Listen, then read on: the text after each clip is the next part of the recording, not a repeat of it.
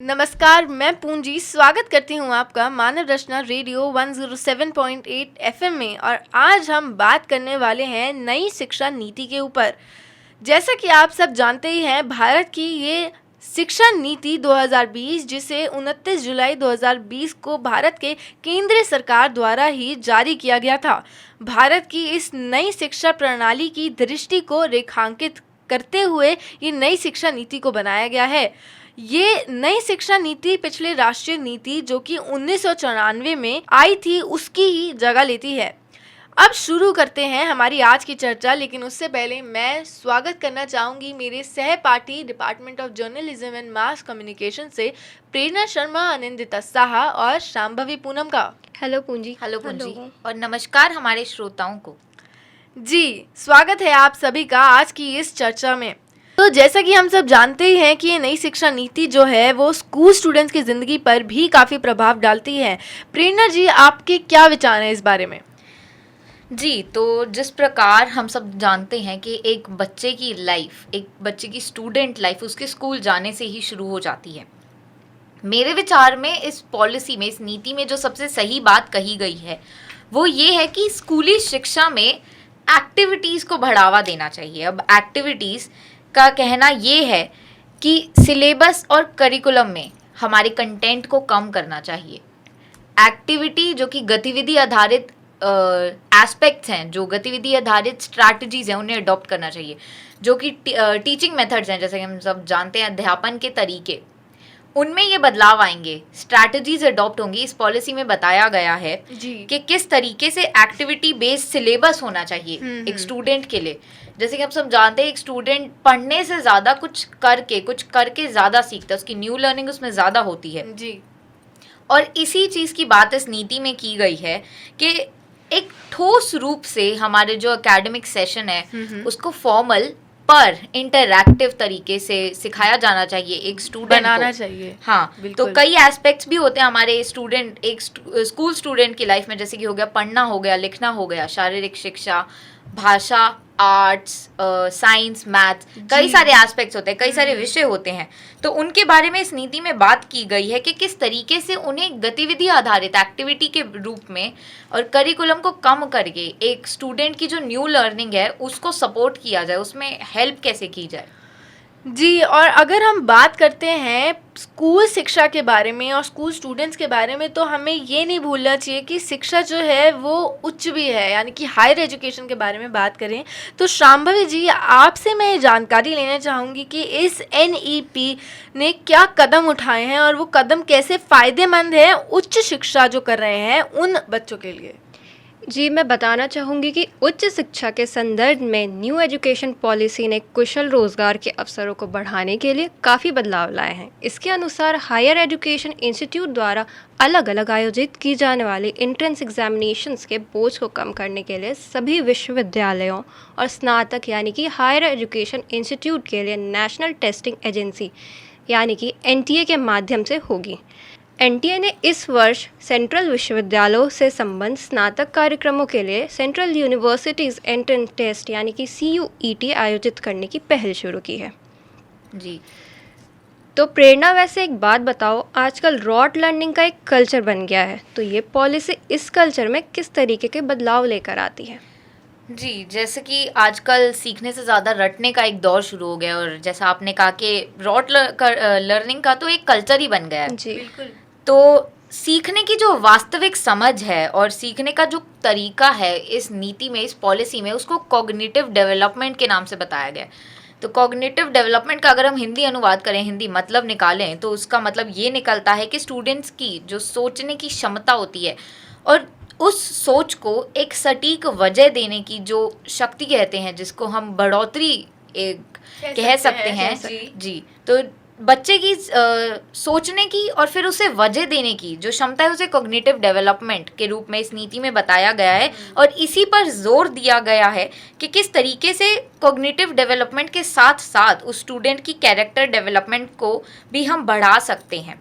अब character development होगी तो स्किल से लेस एक मानव संसाधन, हम सब जानते हैं ह्यूमन रिसोर्सेज को कहा जाता है, जो कि देश के लिए तैयार होंगे, फुली स्किल्ड इंडिविजुअल हमारे देश के लिए तैयार होंगे कॉग्निटिव डेवलपमेंट के द्वारा। क्योंकि जब बच्चा सीखता है फिर उसे सोचता है कि उसकी क्या वजह है, उसका क्या मतलब है, और उस वजह को एक सही दिशा देना, जब बच्चा वो सीख जाता है, जब वो एक स्टूडेंट सीख जाता है, तो उसे स्किल्स का रूप दिया जाता है। तो जी, स्किल्स बिल्कुल। हमारे देश के लिए बहुत सारे ह्यूमन रिसोर्स खड़े करेंगी, स्किल से लेस मानव जरूरी संसाधन। है, बिल्कुल। जी क्योंकि समझेंगे तभी जब जानेंगे, और जानेंगे तभी जब, जैसे आपने बताया, जब कॉग्निटिव जो व्यू है उस तरीके से उस चीज को देखा जाएगा। देखा जी। जाएगा, रखा जाएगा उनके जी। सामने।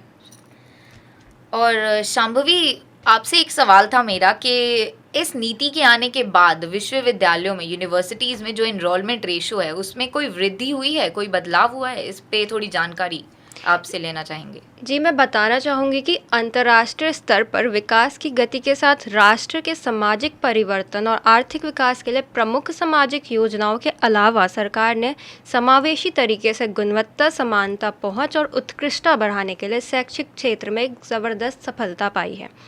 यदि हम बात करें हायर एजुकेशनल इंस्टीट्यूट की और GER यानी कि ग्रॉस एनरोलमेंट रेशियो की, तो इसके शानदार विकास के बारे में बात करते हैं। भारत के उच्च शिक्षा की एक बड़ी प्रणाली है जिसमें आज हमारे पास 1000 से भी अधिक विश्वविद्यालय हैं, जिसमें जून 24-2022 तक डीम्ड विश्वविद्यालय और निजी विश्वविद्यालय भी शामिल है। लेकिन प्रधानमंत्री के नेतृत्व में 2014 से अब तक नए विश्वविद्यालयों की संख्या में काफ़ी इजाफा हुआ है।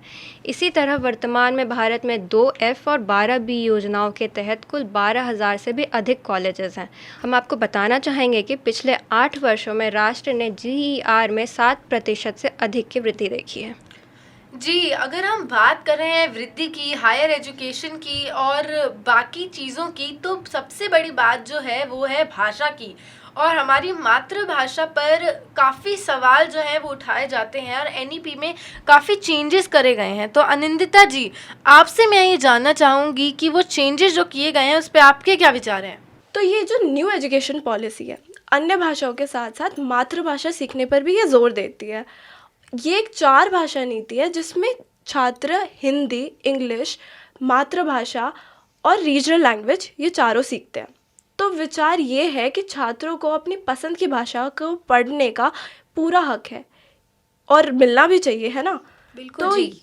ये जो नीति है कम से कम 5वीं कक्षा तक मातृभाषा को शिक्षा के माध्यम के रूप से इस्तेमाल करने की अनुमति देती है, लेकिन 8वीं कक्षा और उससे आगे तक NEP के हिस्से के रूप में मातृभाषा में टेक्निकल शिक्षा प्रदान करने के लिए भी एक रोड मैप तैयार कर रही है, जो कि टास्क फोर्स का भी गठन कर रहे हैं। इसमें इंडियन इंस्टीट्यूट, जो कि IIT आप लोगों ने सुना ही होगा, BTech के कार्यक्रम भी शामिल होंगे। जी, तो अगर हम बात कर रहे हैं इन सब बारों में, BTech के बारे में और भी संस्थानों के बारे में, तो ये सब जो बेस्ड होते हैं ये क्रिटिकल थिंकिंग पे बेस्ड होते हैं। कोई भी चीज़ बिना क्रिटिकल थिंकिंग के पॉसिबल ही नहीं है। तो मैं जानना चाहूँगी प्रेरणा जी से कि ये क्रिटिकल थिंकिंग एक स्टूडेंट के करियर के लिए बहुत ज़रूरी होती है, लेकिन आपको क्या लगता है कि ये पॉलिसी क्रिटिकल थिंकिंग को दिशा देने के लिए क्या काम कर रही है? जी, सबसे महत्वपूर्ण आपने बात साझा करी है हमारे श्रोताओं से कि क्रिटिकल थिंकिंग एक स्टूडेंट के लाइफ का एक बहुत बड़ा, एक बहुत इम्पॉर्टेंट एस्पेक्ट है, हम सभी जानते हैं। तो इस विषय में मैं आपको ये बताना चाहूँगी कि इस पॉलिसी पर इस बात पे जोर दिया गया है कि जो करिकुलम की सामग्री है, पाठ्यक्रम की सामग्री है, सिलेबस का कंटेंट जिसे हम कहते हैं, उस कंटेंट को कम करा जाना चाहिए ताकि क्रिटिकल थिंकिंग पे ज़्यादा जोर दिया जाए। जैसा कि मैंने पहले ही आप सबसे साझा की है ये बात कि पढ़ने से ज़्यादा, रॉट लर्निंग से ज़्यादा सीख के बच्चा कुछ करके उससे ज़्यादा सीखता है। कुछ जब तक पढ़ेगा तो उससे पढ़ने की आदत होगी, रॉट लर्निंग की, पर एक्टिविटी बेस्ड, गतिविधि आधारित जब वो कार्य करेगा, जब वो काम करेगा उस विषय को लेकर, उस सब्जेक्ट को लेकर, तो उसे ज़्यादा सोचने में और समझने में, हाँ। तो अगर हम बात करें क्रिटिकल थिंकिंग की, तो एनालिसिस बेस्ड लर्निंग जिसे हम कहते हैं, क्रिएटिव, एक्सप्लोरेटरी और कोलैबोरेटिव, इन 3 एस्पेक्ट्स पे एक स्टूडेंट की लाइफ बेस्ड होती है कि उसे मतलब समझ आ जाए कि स्टूडेंट वो सब्जेक्ट जब पढ़ रहा है तो उसका क्या मतलब है, आगे जाके क्या निकलेगा, उसकी क्या एप्लीकेशन है ज़िंदगी में, क्या कहाँ अप्लाई करेगा उसको। जब अगर कंटेंट वो पढ़ेगा तो वो सही मायनों में उसे नहीं समझ पाता है।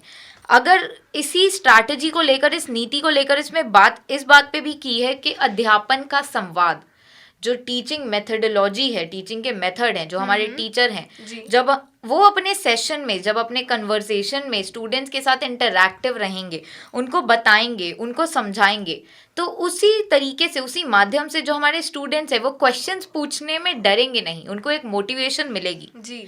और जब क्वेश्चंस पूछेंगे तभी उन्हें ढंग से समझ आएगा, क्योंकि हम सब जानते हैं बच्चे कई बार क्वेश्चंस पूछने में हिचकिचा जाते हैं कि पता नहीं सही है या गलत है। तो जब वो इंटरैक्टिव सेशन रहेगा तो उससे क्रिएटिव, क्रिटिकल और एनालिसिस बेस्ड जो लर्निंग है एक स्टूडेंट की, उसमें बढ़ोतरी होगी। और कॉग्निटिव डेवलपमेंट, जैसे कि मैंने आप सबको बताया ही है, उसे अप्लाई कर सकेगा एक स्टूडेंट के जो वो पढ़ रहा है उसे वजह किस तरीके से दी जाए।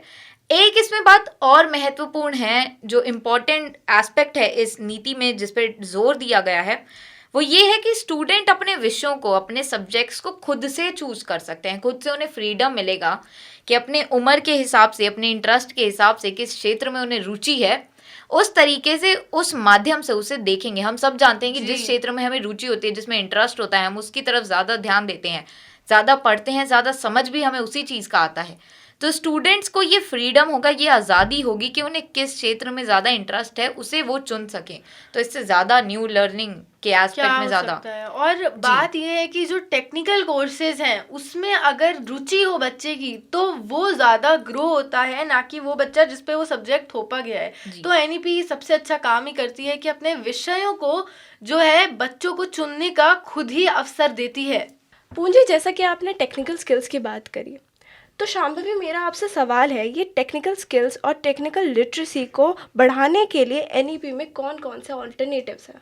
देखिए, डिजिटल पहल के बारे में बात करते हुए हमारे प्रधानमंत्री श्री नरेंद्र मोदी मानते हैं कि किसी भी राष्ट्र का भविष्य विकास और टेक्नोलॉजिकल एडवांसमेंट से लैस है, और उन्हीं के नेतृत्व में भारत सरकार ने भारत को डिजिटल रूप से स्ट्रॉन्ग बनाने के लिए एक प्रमुख कार्यक्रम के रूप में डिजिटल मीडिया मिशन के माध्यम से टेक्निकल स्किल्स, टेक्निकल लिटरेसी और टेक्नोलॉजिकल इनोवेशंस को बढ़ाने के लिए विभिन्न योजनाओं की शुरुआत की है। और मैं बताना चाहूँगी कि एनईपी 2020 की नीति में भी बताया गया है कि भारत की उच्च शिक्षा विभिन्न डिजिटल ऑनलाइन प्लेटफॉर्म्स जैसे कि स्वयं, मूक, एनडीएलआई, स्वयं प्रभा, ईपीजी पाठशाला के द्वारा डिजिटली सीखने और पढ़ने पर भी गति प्राप्त कर रही है। और जैसा कि आप सभी जानते हैं कि कोविड महामारी के टाइम में जब बच्चों का स्कूल जाना बंद हो गया था, तब उस वक्त इन प्लेटफॉर्म्स ने बच्चों को पढ़ने में काफ़ी मदद की है और शिक्षकों को भी पढ़ाने में काफ़ी मदद करी है। जी शांभवी जी, मैं आपकी बात से बिल्कुल सहमत हूँ। तो प्रेरणा, आप बताइए कि लोकल कंटेंट और मातृभाषा का एक बच्चे की ज़िंदगी में क्या महत्व होता है?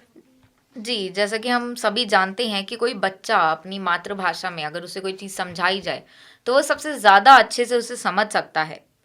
इस पॉलिसी में भी ये इस चीज़ पर जोर दिया गया है कि ग्रेड 8 तक जहाँ तक पॉसिबल हो, मातृभाषा और लोकल कंटेंट को मीडियम ऑफ इंस्ट्रक्शन बनाना चाहिए, कि टीचिंग मेथडोलॉजी में, अध्यापन में उसे डाला जाना चाहिए।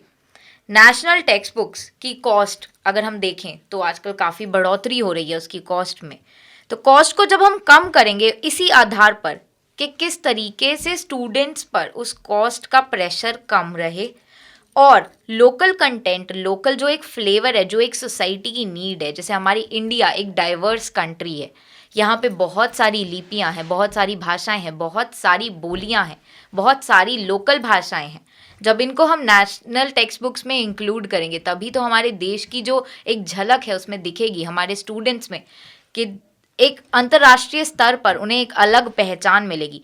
तो यही विचार है मेरा, जो एक महत्वपूर्ण बात इस नीति में कही गई है कि लोकल कंटेंट और लोकल फ्लेवर को हमें नेशनल टेक्स्ट बुक्स डालना है, और महंगी टेक्स्ट बुक्स का जो बोझ है वो स्टूडेंट्स पे से कम करना चाहिए, और लोकल भाषा का प्रयोग उस पर जोर देना चाहिए। टीचिंग मेथडोलॉजी ग्रेड 8 तक जहाँ तक भी पॉसिबल हो उसमें डाला जाना चाहिए। और मीडियम ऑफ इंस्ट्रक्शन वो तो है ही है कि जैसे मैंने अभी बात की कि टीचर्स जब अपने अध्यापन में उस चीज़ को लेके आएंगे तो बच्चे को ज़्यादा समझ आएगी, स्टूडेंट को ज़्यादा समझ आएगी अपनी मातृभाषा में वो चीज़। तो इसी पर जो ये मेरा विचार है ये मैं देना चाहूँगी। जी, आपकी बात से मैं बिल्कुल सहमत हूँ। और प्रेरणा जी, शांभवी जी और नंदिता जी, मुझे आपसे बात करके आज बहुत अच्छा लगा और हमारे श्रोताओं को आपको सुनकर भी बहुत अच्छा लगा होगा। ये एनईपी के बारे में आज हमने जो भी जाना है, समझा है और सीखा है, आशा करती हूँ कि एजुकेशन सिस्टम में ये बदलाव जो लाया गया है वो ऊंचाइयों की तरफ हमें, हमारे देश को, एजुकेशन सिस्टम को लेकर जाएगा। हम स्टूडेंट्स भी इसी का पार्ट बन के आगे तक इस नीति को बढ़ाएंगे और इसमें अपना पार्ट जो है वो भी बनेंगे। आपसे अलविदा लेना चाहूँगी सुनने वालों, और चाहूँगी कि ऐसे ही और जो हमारी चर्चाएं हैं उसमें आप शामिल हों, हमारे साथ जुड़े रहें। मैं पूंजी शर्मा अलविदा लेती हूँ। सुनते रहिए रेडियो मानव रचना 107.8 FM को।